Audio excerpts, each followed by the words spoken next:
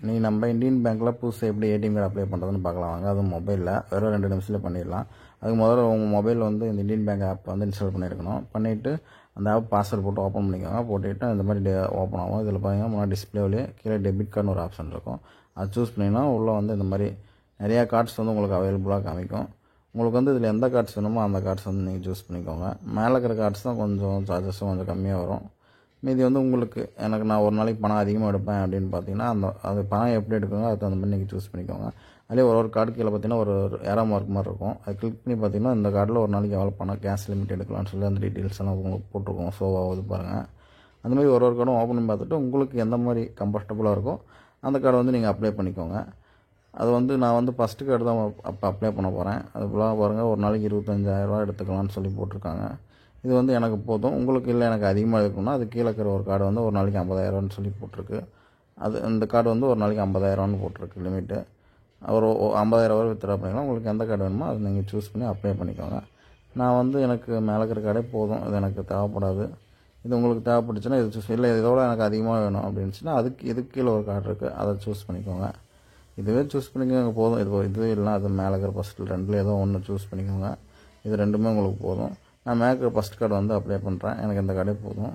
அது நீங்கள் இது முடிவு பண்ணிட்டு நீங்கள் என்ன பண்ணணும்னா இதில் வந்து நீங்கள் அப்ளை நவுன்னு கொடுக்கணும்.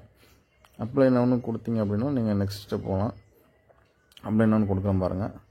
கொடுத்தீங்கன்னா இந்த மாதிரி நெக்ஸ்ட்டு ஸ்டெப்பு போவோம். நெக்ஸ்ட் ஸ்டெப் போகும்போது நீங்கள் வந்து இதில் வந்து கரெக்டாக பார்த்துக்கோங்க. அந்த மேலே இருக்கிற கண்டிஷன்ஸில் படிச்சுக்கிட்டு அப்ளைன்னு சொல்லி கொடுங்க.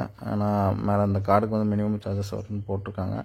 கீழே இருக்கிற கார்டுக்கு அதுக்கு தகுந்த மாதிரி சார்ஜஸ் வரும். ஒரு கார்டுக்கு ஒரு மாதிரி சார்ஜஸ் வரும். இப்போ நான் அப்ளை நவுன்னு சொல்லி கொடுக்குறேன். கொடுத்து பார்த்தீங்கன்னா இந்த மாதிரி உங்களுக்கு அக்கௌண்ட் டீட்டெயில்ஸ் காமிக்கும். இந்த அக்கௌண்ட் தானு கன்ஃபார்ம் பண்ணுங்கள்.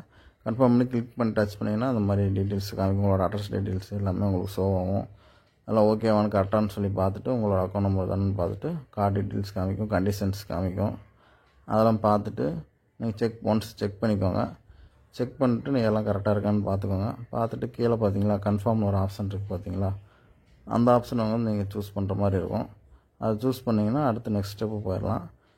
அது கன்ஃபார்ம்னு சொல்லி அந்த ஆப்ஷனை வந்து நீங்கள் சூஸ் பண்ணுங்கள். அந்த கண்டிஷன்ஸ்லாம் போட்டிருப்பாங்க கார்டு டீட்டெயில்ஸ்க்கெலாம் என்னென்ன எப்படி ஆக்டிவேட் பண்ணுறது அப்படின்னு சொல்லி அதெல்லாம் படிச்சுக்கிட்டு நீங்கள் கன்ஃபார்ம்னு சொல்லி கொடுங்க. கன்ஃபார்ம் கொடுத்தீங்கன்னா உங்களோட அக்கௌண்ட் டீட்டெயில்ஸு உங்களோட அட்ரஸ் டீட்டெயில்ஸ் காமிக்கும். அந்த அட்ரஸ் தான் உங்களுக்கு கார்டு வரும். அந்த டீட்டெயில்ஸ் தான் உங்களுக்கு காமிக்கும். அதெல்லாம் பார்த்துக்க ஒன்ஸ் செக் பண்ணிக்கோங்க. செக் பண்ணிட்டு நீங்கள் கன்ஃபார்ம்னு சொல்லி அந்த ஆப்ஷனை கிளிக் பண்ணுங்கள். கிளிக் பண்ணிங்கன்னா உங்களுக்கு வந்து உங்களோட ட்ரான்சாக்ஷன் பாஸ்வேர்டு போட்டிருப்பீங்க. அதாவது நீங்கள் லாகினுக்கு தனியாக ஒரு பாஸ்வேர்டு போட்டிருப்பீங்க, ட்ரான்சாக்ஷனுக்கு ஒரு பாஸ்வேர்டு வச்சுருப்பீங்க. நீங்கள் வந்து ட்ரான்சாக்ஷன் பாஸ்வேர்டு தான் போடணும். அந்த லாகின் பாஸ்வேர்டு போட்டிங்கன்னா எடுத்துக்காது. ட்ரான்சாக்ஷன் பாஸ்வேர்டு போட்டுக்கோங்க. போட்டுன்னு உங்களுக்கு ஓடிபி வரும். உங்களோட ரிஜிஸ்டர் மொபைலுக்கு ஆட்டோமேட்டிக்காக ஓடிபி வந்து அதுவே எடுத்துக்கும். அது எடுத்துச்சுன்னா இதில் பாருங்கள் டைம் மூடும். அந்த டைம் வரல வெயிட் பண்ணதெல்லாம் கீழே வந்து கிளிக் கண்டினியூன்னு சொல்லி கொடுங்க. கொடுத்தீங்க அப்படின்னா அவ்வளோதான், சக்ஸஸ்ஃபுல் ஆயிரும். இதில் வந்து மறுபடியும் கன்ஃபார்ம் கண்டினியூன்னு கொடுங்க.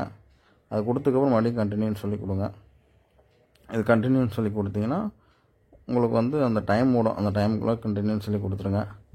கொடுத்துட்டிங்க அப்படின்னா உங்களுக்கு கொஞ்சம் லோட் ஆகும். ஒரு சில டைம் டக்குன்னு வந்து பாருங்கள், அவ்வளோதான் சக்ஸஸ்ஃபுல்லாக நம்ம வந்து ஏடிஎம் கார்டு அப்ளை பண்ணியாச்சு.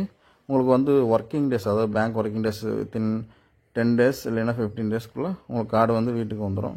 கார்டு வந்ததுக்கப்புறம் நான் எப்படி ஆக்டிவேட் பண்ணுறேன்னு சொல்லி பாருங்கள். இதில் பாருங்கள் அட்லாஜி காப்பி கூட இருக்குது, டவுன்லோட் பண்ணி பார்த்துக்கலாம். இந்த தகவல் உங்களுக்கு பிடிச்சது நம்ம சேனல் மறக்காமல் சப்ஸ்கிரைப் பண்ணுங்கள்.